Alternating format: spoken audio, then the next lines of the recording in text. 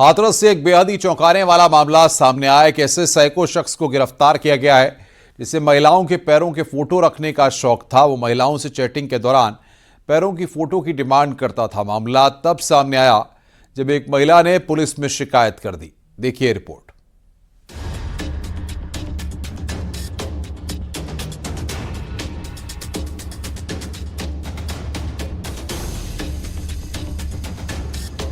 दुनिया में ऐसे लोगों की कमी नहीं है जो अजब गजब शौक रखते हैं, लेकिन हाथरस के एक शख्स का अनोखा शौक जो अमूमन सुनने में नहीं आता, उसकी वजह से वो जेल पहुंच गया।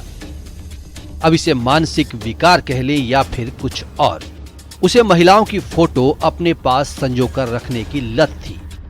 वो सोशल मीडिया पर महिलाओं से दोस्ती करता और उनसे पैरों के फोटो भी मांगता। फोटो मांगने के बाद ही उसे संतुष्टि मिलती थी।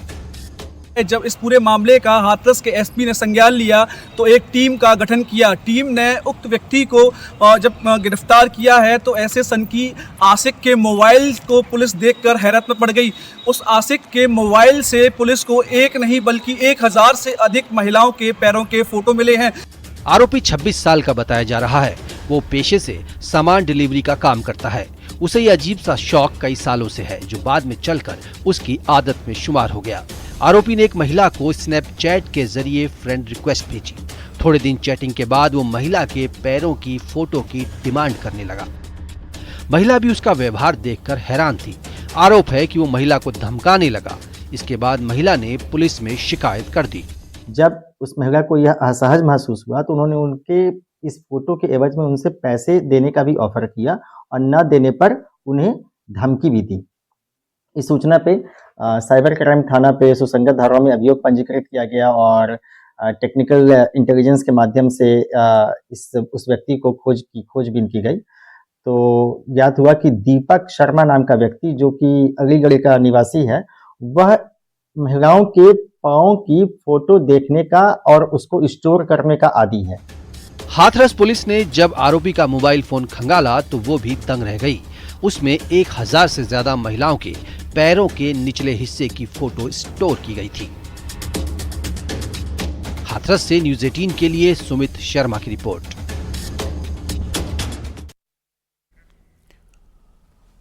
बरेली से एक बेहद ही चौंकाने वाला मामला सामने आया। एक शख्स पिता की मौत के 16 साल बाद तक पेंशन लेता रहा। ट्रेजरी के कर्मचारियों और अधिकारियों से मिलीभगत का आरोप लगा है।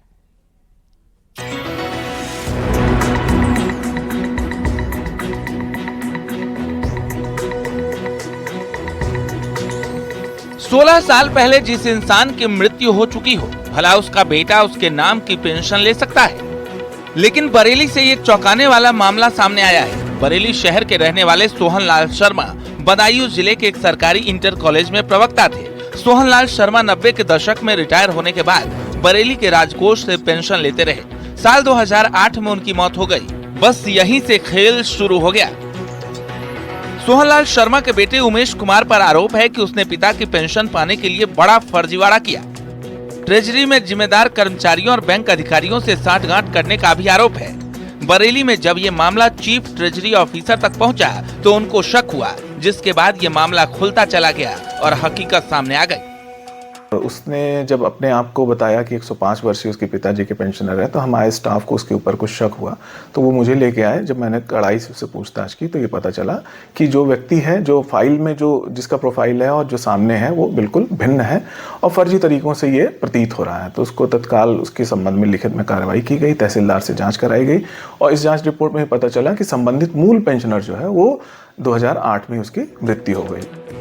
संगीन आरोप ये भी है कि जितनी महीने की पेंशन मिलती थी उसका भी हिस्सा हो जाता था। आरोप है कि आधी पेंशन उमेश तो वही बाकी में ट्रेजरी के अफसर का हिस्सा होता था। कहा जा रहा है कि 2008 से लेकर अब तक बरेली मंडल के मुख्य कोषागार में 9 कोषाधिकारी आए, लेकिन किसी ने भी इस पर एक्शन नहीं लिया। जब नए कोषाधिकारी के पास नोटों की गड्डियां पहुंची तो उनका माथा भी ठनका। फर्जीवाड़े से पर्दा उठता गया। बाद में चीफ ट्रेजरी ऑफिसर ने डीएम से शिकायत की। इसके संबंध में जांच कराई गई तो जो भी इसमें कार्यवाही आगे की लिखत पढ़त की थी, बैंक की भी संदिग्धता इसमें प्रतीत होती रही। कोषागार के कर्मचारियों भी जो इस अवधि में देखते रहे उनकी भी संदिग्धता प्रतीत हुई। इसके संबंध में एक प्राथमिक जांच कराई गई। उसके बाद इसके संबंध में जो कोषागार से बैंक के माध्यम से ब्याज सहित जितनी धनराशि थी इसके विषय में जानकारी ली गई। अब डीएम और ट्रेजरी अफसर की जांच के बाद आरोपी से सरकारी रकम की वसूली की जाएगी। साथ ही दोषी अधिकारियों के खिलाफ कार्रवाई के लिए रिपोर्ट शासन को भेज दी गई है। बरेली से न्यूज़ 18 के लिए रामविलास सक्सेना की रिपोर्ट। आदिगुरु शंकराचार्य द्वारा स्थापित जोशीमठ नगर, जो कि बद्रीनाथ धाम का मुख्य पड़ाव है, लेकिन पिछले 2 सालों में यहां सब कुछ ठीक नहीं है। हर दिन नगर में नई नई समस्याएं आ रही हैं, जिसकी वजह से नगर के अस्तित्व पर भी संकट दिखाई दे रहा है। देखिए रिपोर्ट।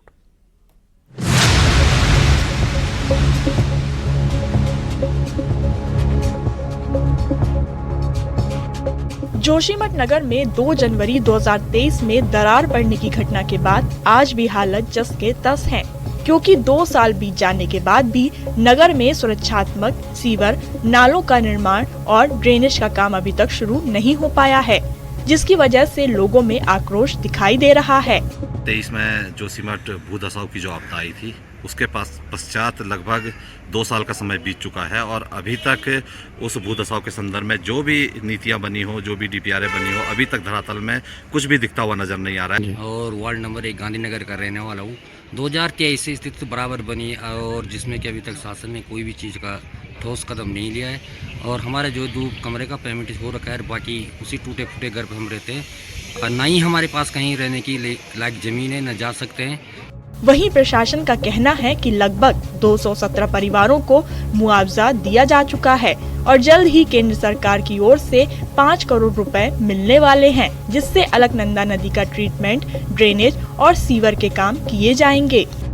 इस पे शासन स्तर पर भी होमवर्क हो रहा है और जो पहली किस्त है वो शायद आएगी और जो हमारा ट्रीटमेंट वर्क है और जो ड्रेनेज सिस्टम पे वर्क होना है वो काम जल्दी ही शुरू होंगे, ऐसी आशा हमें करते हैं। 2 साल से सुरक्षा के इंतजार में नगरवासियों को एक बार फिर से आश्वासन मिला है कि जल्दी सुरक्षात्मक कार्य शुरू हो जाएंगे, लेकिन अब देखना होगा कि धरातल पर जोशीमठ का नक्शा कब तक बदलता है।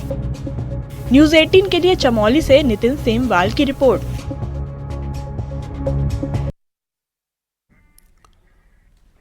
महाकुंभ में कुछ ऐसे भी श्रद्धालु हैं जो कैरावैन से आए हैं। हमारे संवाददाता ने महाकुंभ में आए एक ऐसे परिवार से मुलाकात की। इनका कहना है कि कैरावैन में आने से उन्हें काफी सुविधा हो रही है, घर के जैसा एहसास हो रहा है। आप देख रहे होंगे विजुअल में कुछ लोग यहाँ पे भोजन बना रहे हैं, यानी कि वो स्थान है जिसे किचन कहा जाता है।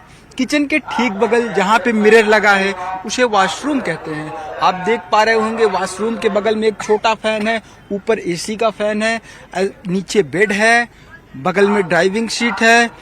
कैरावैन के ओनर साहब अपने लैपटॉप पे काम भी कर रहे हैं। नीचे आप देख पा रहे होंगे ओवन, रेफ्रिजरेटर, ऐसी तमाम चीजें यहाँ रखी गई है।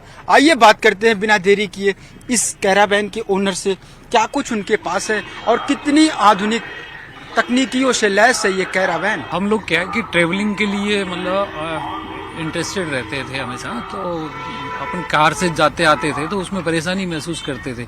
लगेज इतना सारा साथ ले जाना, कभी कुछ चीज़ की कमी फील होती थी ऐसे। तो हमने ये पर्सनल कैरावैन बनाई है अपनी, और इसमें ये कैरावैन क्या मतलब हमारा एक छोटा घर है, इसको हम मिनी स्टूडियो कह सकते हैं। तो मिनी स्टूडियो कैसे कि इसमें आप अपना बेडरूम हो गया 2 लोगों के लिए, 2 लोग इसमें ट्रेवल करते हैं। मैं और जैसे ये मेरी मिसेज हैं, तो हम 2 लोग ट्रेवल कर रहे हैं इसमें। हम 10 दिसंबर को निकले थे घर से और अभी देख लीजिए हमें अभी तक ये फील नहीं हो रहा कि हम घर से बाहर हैं, क्योंकि अपना खुद का बना हुआ हम जो हमेशा जो खाना खाते हैं वही खाना हमारा इसमें बनता है। तो इससे क्या है कि अपना पेट खराब नहीं होता, स्वास्थ्य ठीक रहता है। तो हमें कोई इस तरह की कोई तकलीफ नहीं हुई पेट से संबंधित या खाने से संबंधित। तो ये एक बहुत बड़ा मतलब जो है इसकी रिक्वायरमेंट थी हमारे को कि भी खाना हमें घर का मिलता रहे, कहीं भी जहाँ जाए।